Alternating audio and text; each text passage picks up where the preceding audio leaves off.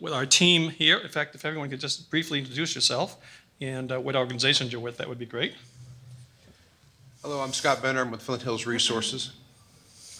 Hello, I'm Aaron Green with the City of Orlando Water Reclamation. I'm Adam O'Brien with Accruit. Michael Fry with Deepwater Subsea. Hey, I'm Jacqueline Arnold with Hexagon PPM. I'm Kevin Price with Infor. Welcome all. Thank you.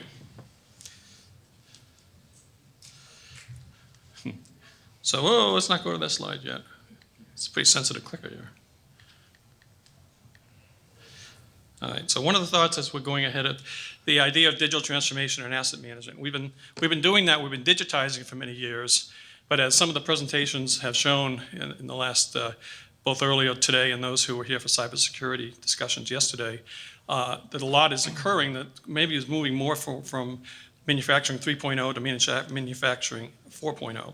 And so the digitization is an important component of that. And we can now do things we wanted to do 10 or 20 years ago because of cheaper memory, better integration, better interoperability, cloud opportunities, et cetera, and we'll get into that as well. But the idea of being able to have disparate systems work together securely, that's one of the bigger issues that we sometimes, I don't forget, but we need to be even more mindful of. And the idea of identifying not only what needs to be done from a time standpoint, for example, preventive maintenance, but also what ought to be done, and kind of thinking about what we need to consider doing differently and doing better in the future. And part of this evolution, and this is not meant to say that one level is bad, but different times reactive maintenance may make sense if there's a non-critical asset.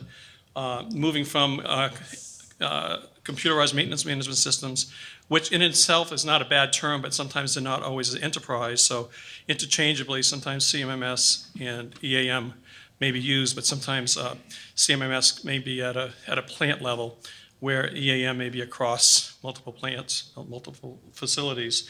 And the idea of moving from reactive to automated, and as we're all heading now, not only with manufacturing 4.0, but digital transformation of more of an intelligent system, and more toward, in many ways, EAM and smart EAM is moving more toward the idea of APM, asset performance management, and including interoperability, predictive capabilities in the systems, not just through partnerships. And although partnerships will always be valid, many of the customers are looking for more along those lines of having those type of capabilities as they move forward.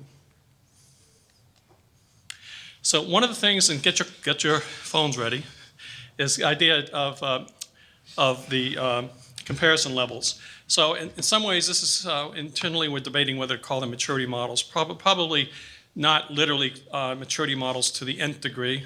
We could discuss that ad nauseum. But the idea, where are we all? And it doesn't mean if someone isn't where they want to be yet, but it's part of the journey. You know, whether or not you're exploring or a limited use of asset management capabilities, whether you're using and deciding where to go next, whether you're proficient or best possible. These are self-described attributes. And also where you are as far as technologies and people, culture, reliability, process management, and asset information, for example. So to that point, get your apps ready. The first question is, enterprise asset management technologies. Where do you think you are now? Where do you feel you are now? And to be able to compare, give it a moment here to see. And don't worry, nobody's going to be put on the spot. Nobody's going to have that answer to legal. This is just so you can review yourself.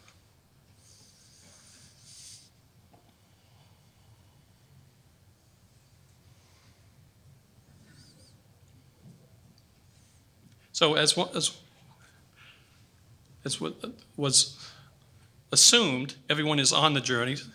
It's like there may be some two who are more proficient. Nobody expects best possible yet, but the idea of where we're on a journey, but also being honest that many people are in the limited space, and presumably, let's get some more proficient. So So this is what, from all of us about where we think on that category. How about on people and culture? That can be especially a tricky one depending on the size and scope and culture. Looks like there's been quite a bit of.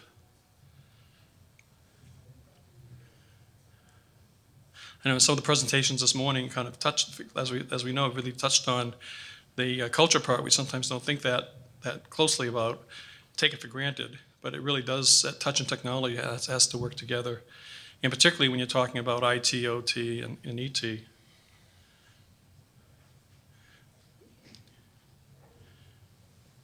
Evenly distributed, also used. So everyone's kind of in that.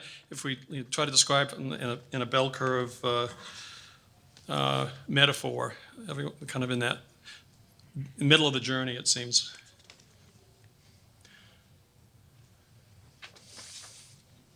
How about reliability? And this may touch on the APM part about reliability-centered management, but also just in general about asset reliability. So would expect. Mm-hmm.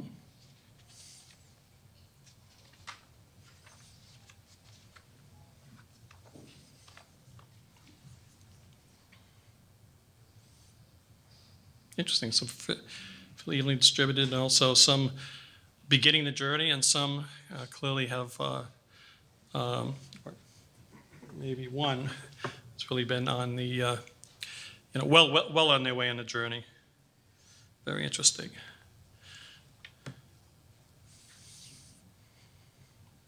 How about process management? Where do you feel your organization is on process management?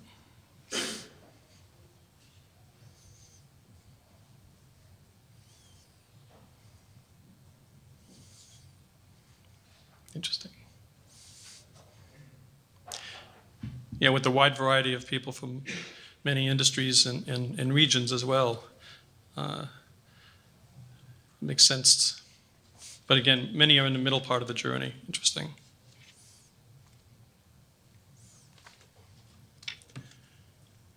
And asset information overall.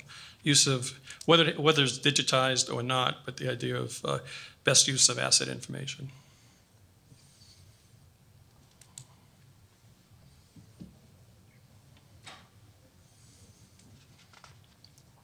So it seems like more further along on that journey. Yep.